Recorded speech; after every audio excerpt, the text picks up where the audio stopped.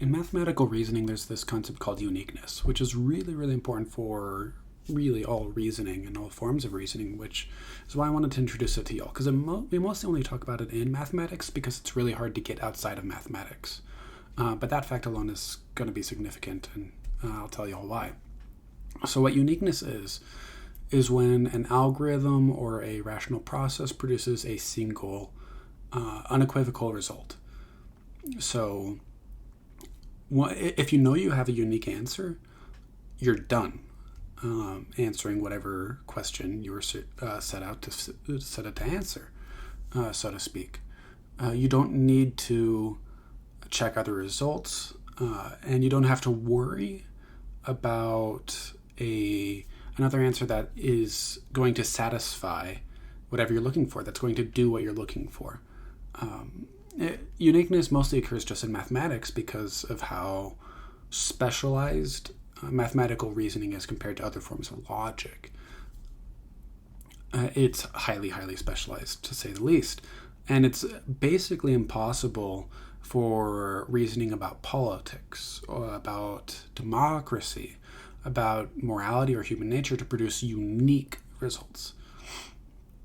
Results that are truly and properly irrefutable, and not just irrefutable, but so robust that you don't even need to look for other answers, or to really complete the picture, things like that. And even in mathematics, unique results can be quite rare. They're not ubiquitous. If you even take something as ubiquitous as the quadratic formula. If you don't recall the mathematics of the quadratic equation, that's fine. You don't really need to understand that for this.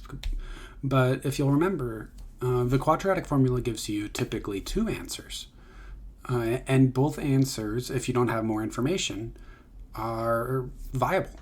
And when we apply the quadratic formula to real problems, such as calculating ballistics, determining if a cannon shoots a cannonball, where that cannon's going to land, or where the cannonball's going to land, you actually need to use your knowledge of the real world to differentiate between the two different answers that the quadratic equation will give you in that problem.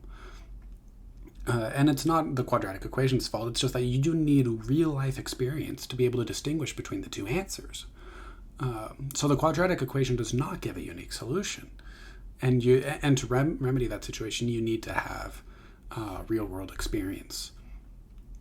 So we get into situations where real world experience is ambiguous or confusing or may not even exist.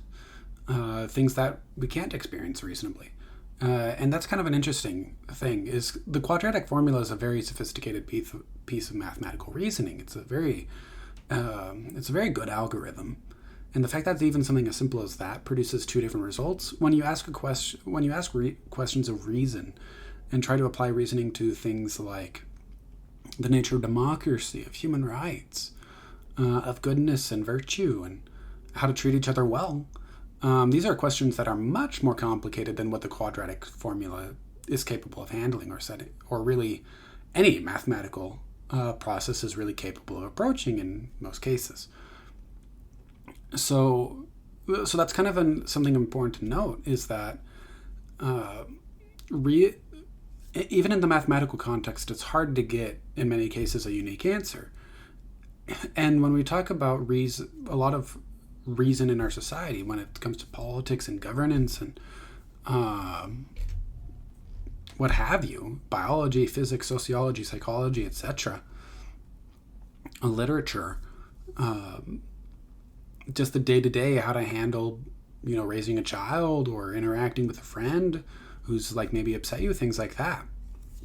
These are way, way harder problems than the mathematical ones. So if the mathematical ones if mathematics already is struggling to produce unique answers, what then of reason in all these other fields of human experience? And I think that point of comparison is the reason why I wanted to bring this to y'all's attention, because there's not really any reason to expect human reason to produce a unique answer outside of mathematics. The things that make it happen sometimes in mathematics almost don't exist in general forms of reasoning. It's like you get it sometimes, but it's very rare where you have just a genuine rational result, and it tends to skew towards the trivial. It's not dealing with things like ethics and governance and whatnot. Even making simple statements about like the immorality of homicide, it's like oftentimes you feel the need to put asterisks and caveats about self-defense or warfare or whatever. Things get really complicated really fast, and the takeaway I would say for this is it's important to at least have as a backdrop or like a caveat or a limitation on your expectations for your own capacity to reason and others' capacity to reason is that when we reason as humans, it's not that this process is invalid. It's really important. It helps us experience the world more intelligently, to avoid mistakes, be more cautious, all kinds of things. But what it doesn't do is produce unique results that are objectively true and irreplaceable. So no matter how good your argument is for whatever ideological position you have to realize that it's an incomplete answer. And even worse than that, you may be in a quadratic formula sort of situation where realistically you should be getting several answers, or reason produces several answers, and then reason doesn't tell you which of the answers to choose between. And when reason is giving you 5, 10, an infinite number of different answers to a single problem, you can use your own experience to at least filter out some of those results. But again, our experience is also flawed and also incredibly finite. So there's not really any reason to expect reason to produce final answers to things. It helps. It absolutely does help. But it doesn't fix the problem. It's like it's not a final epistemology. It's not something that's going to give you, let you lay hands on the truth directly. It gets you closer to the truth, but it doesn't get you to the truth. And I think that's a big reason why it's important to just be comfortable with the idea that you're wrong about a lot of things. I'm wrong about a lot of things. And just have that as a backdrop of your beliefs, is that what you believe by reason is fallible, is incredibly fallible. And even if you're not wrong, your answer may also not be complete, and you may need to incorporate other people's answers to yours, and you'll still need to learn. And I guess that could probably be the way to summarize all this, is just realize that you always need to learn, and not just learn, but relearn and forget things you've learned, because things you thought you learned will turn out to be wrong quite frequently. That's just the path of learning, is we're constantly having to reevaluate what we believe and realize how fragile the methods we use to produce our ideas really are. And it's not an evil thing. You can live with it. It's fine. You just have to get used to it and adjust your expectations. And our inability to obtain the truth in a perfect form doesn't mean that truth doesn't exist. That's an easy mistake to make. It's like truth can very much exist even if we don't have perfect access to it. And even if we don't have the best answer to a problem, we can still have better answers. It's like that's how that's how man got to the moon. It's how we launched satellites. Reason and experimentation managed to get satellites out of the solar system to build this entire edifice of medicine that is able to cure all kinds of diseases and understand things as complex as cancer and genetic change. It's like these processes are.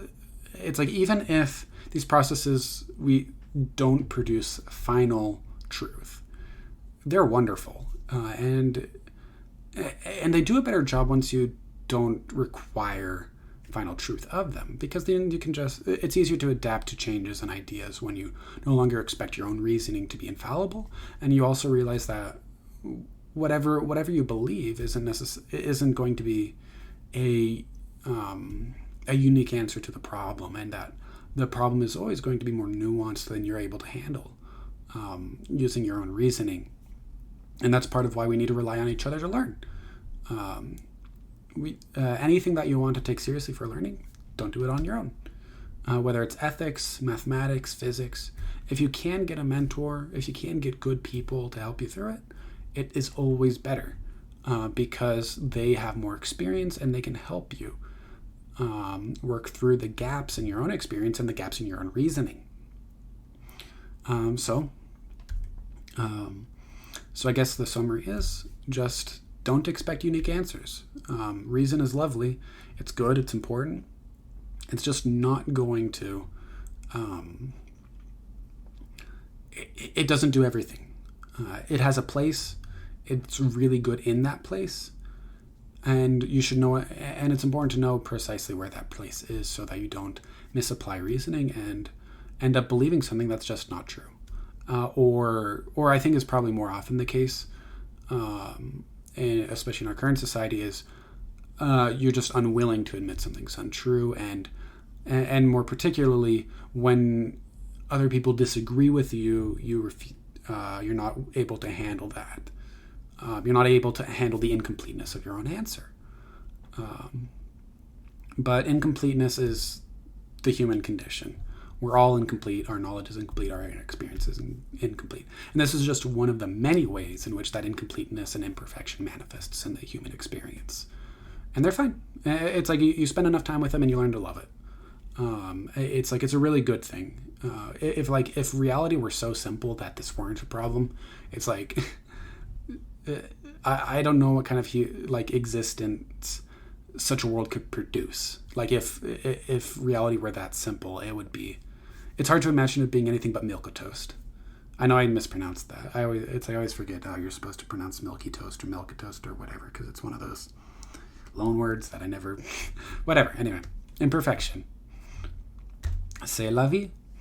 Learn to love it. Learn to live with it, and learn to fight for the truth anyway. Because it's like you don't need to. Don't let a like human fallibility keep you from trying, because who cares? It's like realistic. It's like this is actually one thing that drives me. It's one thing a lot of our ancestors had an advantage of. It's at least when people were peasants, they didn't. Most peasants wouldn't have a notion of understanding a lot of things. Some case. There's a special kind of arrogance that comes from ignorance, I suppose. But overall, it's just we need a lively sense of how little we know, and I talk about that frequently. And there's other angles that I think about that through that we'll talk about later. But it's liberating. It's good. It's not this dire condition for truth and for the human experience. It doesn't compromise the sciences or mathematics. We can still do them. Philosophy, psychology, it's like they're still very much worth practicing. It's just temper your expectations, make sure you know what they can do, what they can't do, and do your best to learn about the world and fight for truth in every way you can.